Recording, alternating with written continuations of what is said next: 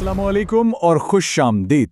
आज हम एक बहुत ही अहम मौजू पर बात करने वाले हैं और वो है सीखने की माजूरियां यानी लर्निंग डिसेबिलिटीज। ये मौजू एमए-टेट और सी-टेट जैसे इम्तिहानात के लिए इतना ज़रूरी है कि आप ये समझ लें कि हर साल इसमें से एक या दो सवालात तो पक्के हैं।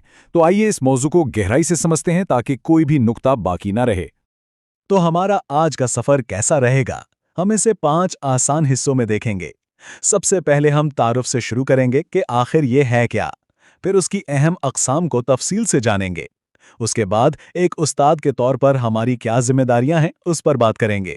फिर कुछ सवालात के जरिए अपने इल्म को पुख्ता करेंगे और आखिर में एक ज़बरदस्त खुलासा और चीट शीट देखेंगे ताकि सब कुछ हमेशा के लिए याद हो जाए। तो ठीक है, सबसे पहले और सबसे बुनियादी सवाल से शुरू करते हैं। आखिर ये सीखने की माजूरी यानी लर्निंग डिसेबिलिटी है क्या? और शायद इससे भी ज़्यादा अहम सवाल, ये क्या नहीं है? देखें, सीखने की माजूरी बुनियादी तौर पर एक आसाबी यानी न्यूरोलॉजिकल मसला है। इसका मतलब यह है कि बच्चे के दिमाग को मालूमात हासिल करने, इसे समझने यानी प्रोसेस करने और फिर उसे याद रखने में मुश्किल पेश आती है। और चूंकि ये कोई जिस्मानी बीमारी नहीं जो बाहर से नजर आए, इसीलिए इसे अक्सर छुपी हुई माजूरी या हिडन डिसेबिलिटी भी कहा जाता है। अब यहाँ एक बहुत अहम बात है जिसे समझना लाजमी है। सीखने की माजूरी का बच्चे के जहानत से कोई लेना देना नहीं है। ये बात जहन से बिल्कुल निकाल दें कि ऐसा बच्चा कुन जहन या काम अकल होता है। हकीकत यह है कि ऐसे बच्चों का आईक्यू लेवल अक्सर बिल्कुल नॉर्मल बल्कि बाज़ औक़ात औसत से भी ज़्यादा होता है। ये सिर्फ मालूमात को प्रोसेस करने के तरीके का फ़र्क है, कोशिश या मेहनत की कमी नहीं। ठीक है, अब जब हमने बुनियाद समझ ली है तो चलें अब उसकी इक़साम को देखते हैं। हम इन 5 अहम इक़साम पर बात करेंगे जिनसे इम्तिहानात में अक्सर सवालात बनते हैं। सबसे पहले और सबसे आम जो है वो है डिसलेक्सिया। इसका ताल्लुक सीधा सीधा पढ़ने से है, यानी जिस बच्चे को डिसलेक्सिया हो उसे हुरूफ को पहचानने में, अल्फाज के हिज्जे करने में और रवानी के साथ पढ़ने में बहुत मुश्किल होती है। अच्छा, तो इसकी अलामात कैसी होती हैं? आपने अक्सर देखा होगा कि बच्चा बी को डी पढ़ रहा है या लफ्ज़ 100 को उल्टा वाज पढ़ रहा है। उसे हुरूफ़े तहज्जी पहचानने में दिक्कत होती है, हिजे ठीक से नहीं कर पाता और पढ़ने में बिल्कुल रवानी नहीं होती। और हाँ, इसको समझने का सबसे बेहतरीन तरीका फिल्म तारे ज़मीन पर है। इस फिल्म में ईशान ओस्थी का किरदार बिल्कुल इसी मुश्किल से गुजर रहा था। ये मिसाल इस मसले को बहुत अच्छी तरह से वाज़े करती है। चलें अब अगली किस्म की तरफ चलते हैं। यह है डिस्ग्राफिया। इसका ताल्लुक लिखने की सलाहियत से है। इसमें बच्चे को अपने ख्यालात को कागज़ पर मुंतकिल करने में मुश्किल होती है और इसकी वजह अक्सर मोटर स्किल्स यानी हाथ और उंगलियों के पट्ठों पर कंट्रोल की कमी भी होती है। और इसकी अलामात भी काफ़ी वाज़े होती हैं, जैसे कि लिखाई का बहुत ख़राब और बेतरतीब होना, पेंसिल को ठीक से ना पकड़ पाना, जुमले सही तरतीब से ना लिखना और लिखते हुए बहुत जल्दी थक जाना। आगे बढ़ते हैं और अब बात करते हैं डिस्कैल्कुलिया की। जैसा कि नाम से ही जाहिर है, कैलकुला यानी कैलकुलेशन, इसका ताल्लुक रियाजी से है। इसमें बच्चे को नंबरों को समझने और हिसाब किताब यानी जमा, तफरीक, ज़र्ब, तक़सीम जैसे बुनियादी उसूलों को समझने में मुश्किल होती है। इसका असर रोज़मर्रा की ज़िंदगी पर भी पड़ता है, जैसे घड़ी देखकर वक्त बताने में मुश्किल, पैसों का लेन देन या हिसाब करने में दुश्वारी या नंबरों को याद करते हुए आगे पीछे कर देना। अगली माजूरी है डिस्प्रैक्सिया। इसे मोटर कोऑर्डिनेशन डिसऑर्डर भी कहते हैं। ये सीधा सीधा मोटर स्किल्स यानी जिस्मानी हरकत और तवाज़न से जुड़ी है। इसमें जिस्म के मुख्तलिफ हिस्सों के दरमियान हमाहंगी यानी कोऑर्डिनेशन में मसला होता है। इसकी मिसालें भी हमारी रोज़मर्रा की ज़िंदगी में हैं। सोचें, एक बच्चा जूतों के तस्मे नहीं बांध पाता, या उसकी तरफ फेंकी हुई गेंद को पकड़ नहीं पाता, या चलते हुए अक्सर चीज़ों से टकरा जाता है। ये सब डिस्प्रैक्सिया की अलामात हो सकती हैं। और आखिर में बात करते हैं ADHD की। अब यहाँ एक बात नोट करने वाली है।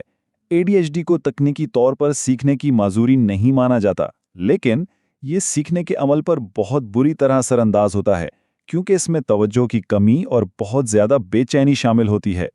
ADHD की जो सबसे बड़ी निशानियां हैं वो हैं तवज्जो की कमी और हाइपर एक्टिविटी, यानी बच्चा एक जगह टिक कर नहीं बैठ सकता, सोचे समझे बगैर बोल पड़ता है, कोई भी काम शुरू तो करता है मगर पूरा नहीं करता और उसकी तवज्जो बहुत आसानी से भटक जाती है। ये सब चीज़ें क्लासरूम में सीखने को बहुत मुश्किल बना देती हैं। तो अब सवाल ये पैदा होता है कि इन सब सूरत हाल में एक उस्ताद का क्या किरदार है? एक उस्ताद इन बच्चों की मदद कैसे कर सकता है? चलें अब उस्ताद की 3 सबसे अहम जिम्मेदारियों पर बात करते हैं। دیکھیں، استاد کا کام 3 حصوں میں تقسیم کیا جا سکتا ہے۔ پہلا اور سب سے اہم قدم ہے تشخیص، یعنی شناخت کرنا۔ بچے پر کن ذہن کا ٹھپا لگانا نہیں، بلکہ یہ سمجھنا کہ اسے اصل مشکل کیا ہے۔ دوسرا قدم ہے کثیر الحسی طریقہ تدریس، یعنی ملٹی سینسری اپروچ۔ اس میں ایسی سرگرمیاں شامل ہوتی ہیں جن میں دیکھنے، سننے اور چھونے تینوں حواس ایک ساتھ استعمال ہوں۔ اور تیسرا، انفرادی توجہ دینا۔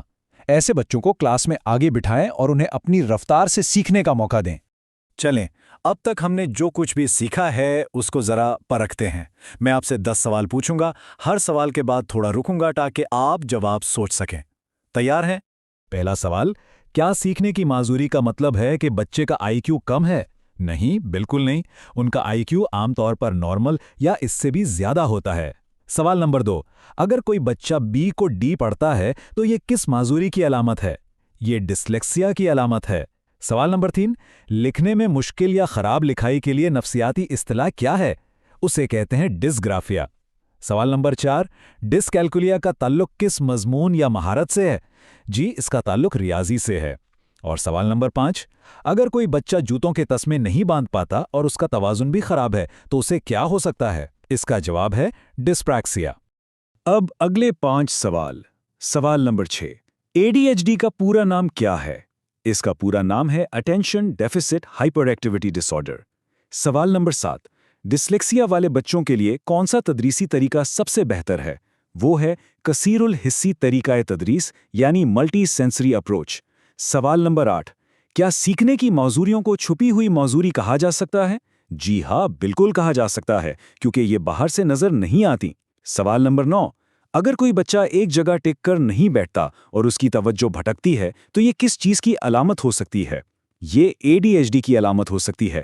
اور آخری سوال، ایک استاد کے طور پر سیکھنے کی معذوری والے بچے کی طرف ہمارا رویہ کیسا ہونا چاہیے؟ ہمارا رویہ ہمدردانہ ہونا چاہیے، مسئلے کو سمجھنا چاہیے اور انفرادی توجہ دینی چاہیے۔ بہت خوب۔ اب تاکہ یہ ساری معلومات اچھی طرح ذہن میں بیٹھ جائے، ہم ایک فوری خلاصہ اور ایک بہت ہی کارآمد چیٹ شیٹ دیکھیں گے۔ یہ امتحان سے پہلے دہرانے کے لیے بہترین ہے۔ یہ چیٹ شیٹ سمجھیں کہ ایک طرح کا فارمولا ہے یاد رکھنے کے لیے۔ دیکھیں کتنا آسان ہے۔ ڈسلیکسیا میں لیکسیا لیکسیکون یعنی الفاظ سے نکلا ہے، تو یہ پڑھنے سے متعلق ہوا۔ ڈسگرافیا میں گراف کا مطلب ہے لکھنا یا ڈرا کرنا۔ ڈسکیلکولیا میں کیلکولیا سیدھا سیدھا کیلکولیٹر یعنی حساب سے جڑا ہے۔ ڈسپیکسیا میں پریکسیا کا مطلب پریکٹس یعنی جسمانی مشق سے ہے۔ اور ADHD تو نام سے ہی ظاہر ہے، اٹینشن ڈیفیسٹ یعنی توجہ کی کمی۔ تو آخر میں جو سب سے اہم باتیں یاد رکھنے کی ہیں وہ یہ ہیں کہ سیکھنے کی معذوریاں دماغی مسئلہ ہیں، ذہانت کا نہیں۔ ڈسلیکسیا کا تعلق پڑھنے، ڈسگرافیا کا لکھنے اور ڈسکیلکولیا کا ریاضی سے ہے۔ ڈسپریکسیا جسمانی توازن اور حرکات پر اثر ڈالتی ہے، اور ADHD میں توجہ اور بے چینی کا مسئلہ ہوتا ہے۔ اور سب سے اہم، استاد کا کام لیبل لگانا نہیں بلکہ مسئلے کو پہچاننا اور ملٹی سینسری طریقوں سے مدد کرنا ہے۔ اور ہم اپنی بات اسے ایک بہت ہی اہم نقطے پر ختم کریں گے۔ بچوں کو کبھی بھی کن ذہن نہیں کہنا چاہیے۔ ایک استاد کا اصل فرض ان کی معذوری کی شناخت کرنا اور ان کی مدد کرنا ہے۔ یاد رکھیے، ہمارا کردار فیصلہ سنانا نہیں بلکہ ہر طالب علم کے منفرد سفر کو سمجھنا اور اسے سہارا دینا ہے۔